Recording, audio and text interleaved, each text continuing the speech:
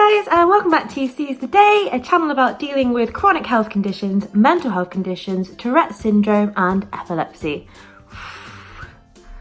Managed to get through that without ticking. There we go. So today I wanted to talk to you about some of the most common myths that are associated with Tourette syndrome and debunk some of those myths with you. So to begin with, I think to differentiate between between me talking about the myth and the myth itself, I will say the myth in an accent. I can only do an American accent.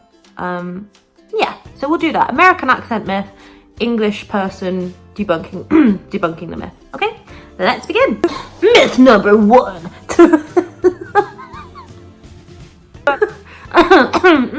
Sorry, I wasn't expecting myself to go so dramatic with it there. Let's not do the accents.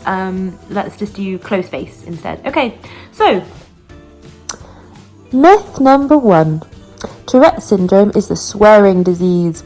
So I'd say this is probably the most common misconception and myth around Tourette syndrome, is that to have it, you must be shouting swear words and offensive words. This isn't the case. So actually, people that do have shouting and swearing offensive word tics are about 10% of the general Tourette's population. So only 1 in 10 people will experience this.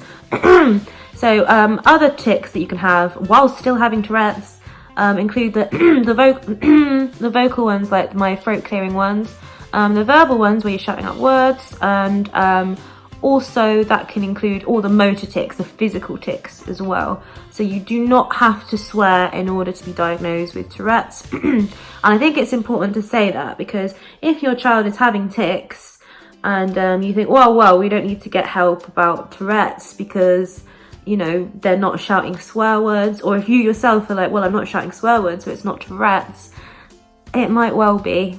So it's always worth talking to your doctor about it, and don't be afraid of the diagnosis. Okay. Myth number 2. People with Tourette's are not very intelligent or mentally challenged. Oh, I hate the words mentally challenged, by the way. But this is another common one as well.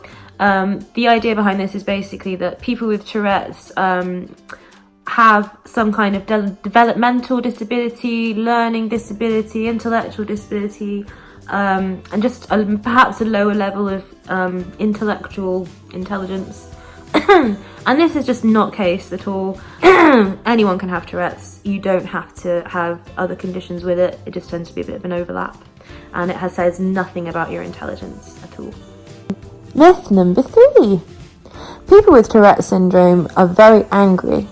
I'm not quite sure where this comes from. Probably from the explosive nature of the Tourette's. Tourette's is not an anger disorder.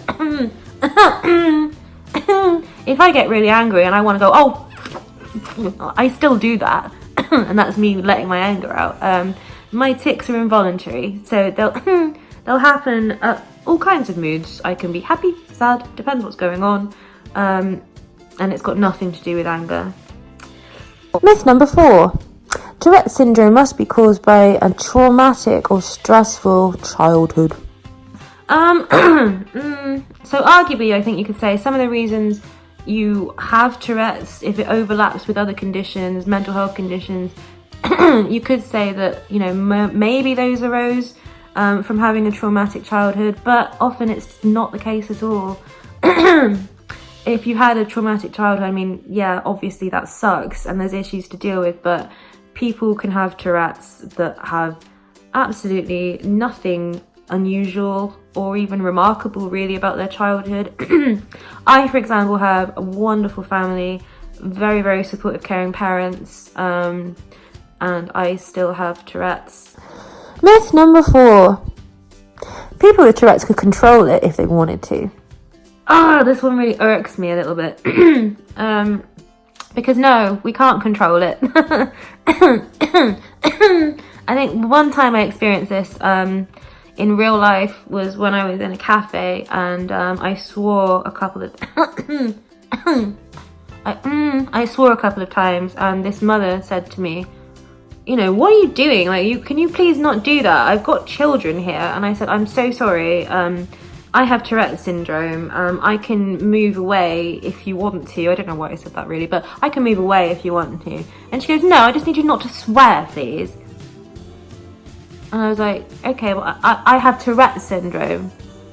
And she was like, yeah, but I'm here with my kids. So I'm not, we can't control it. It's an involuntary thing. For me, it feels like pressure in my head, in my body. Almost like you've got an itch that needs to be scratched, or like a sneeze. You can only sort of hold it in for so long and then it kind of explodes out. So no, I'm sorry if you're offended, but I can't help it. People with Tourette's can't help it. We're not doing it on purpose to annoy you, I promise. Myth number 5. If you can't see someone's tics, they must be doing better or have gotten better altogether.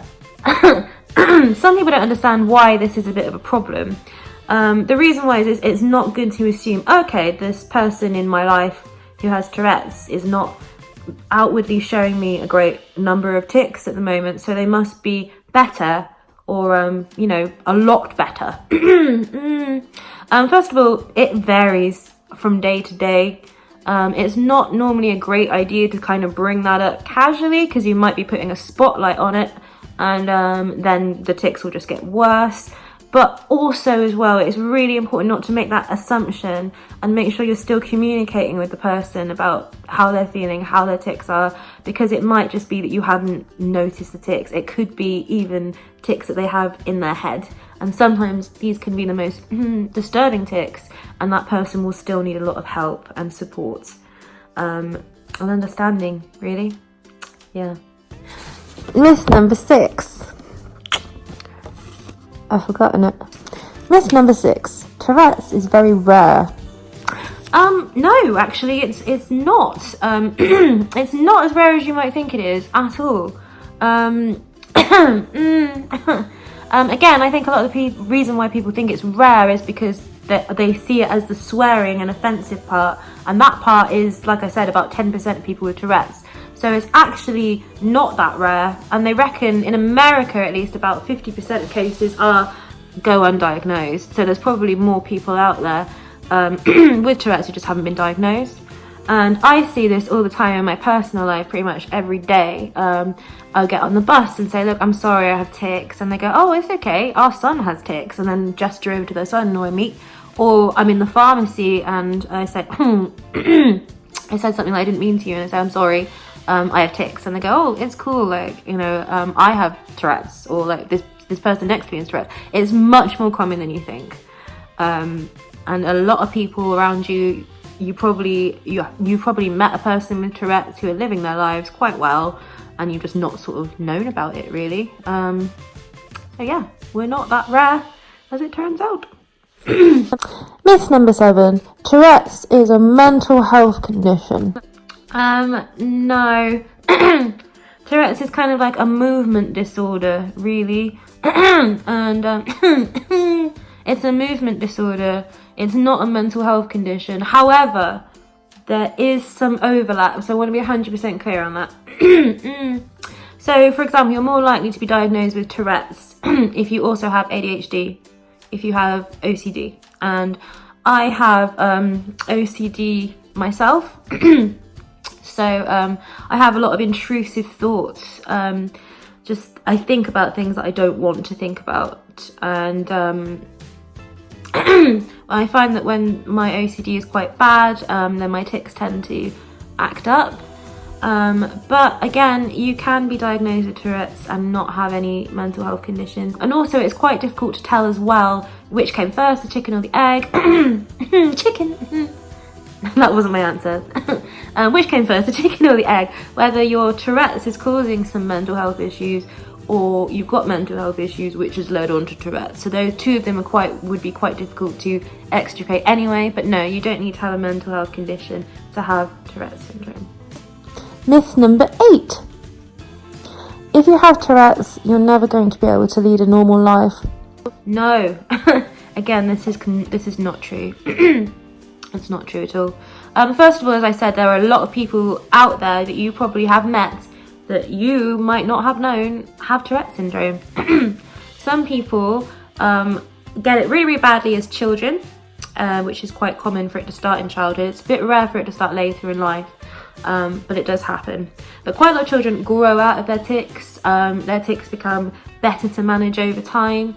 And also the same goes for adults. If you could be medicated, or if you've got an underlying condition that makes Tourette's worse, like my OCD, if you're medicated and go to therapy, obviously that can be better and better. But it's certainly not a roadblock in your path. I have a job, I work, I have a partner, I have my own home. It doesn't have to hold you back. And if you want proof of that that's not from me, look at Billie Eilish. Yeah, Billie Eilish has Tourette's, guys. True story. And she's probably like I don't know, one of the most famous people, popular people on the planet at the moment, I think. So there is hope for us all.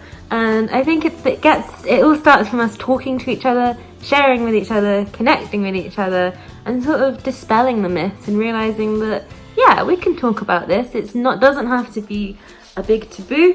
Don't let any of the myths or judgments ever get you down. Okay, so that was 8 of the most common myths there are that I can think of about Tourette's. If there's any questions that you have, or any myths that you've come across, or things that you've always thought were true about Tourette's but you're not sure about, then by all means, please feel free to message me, leave a comment, and like the video if you liked it. Subscribe if you want to. I'll try and upload as much as I can, and I hope you all have great days. Bye.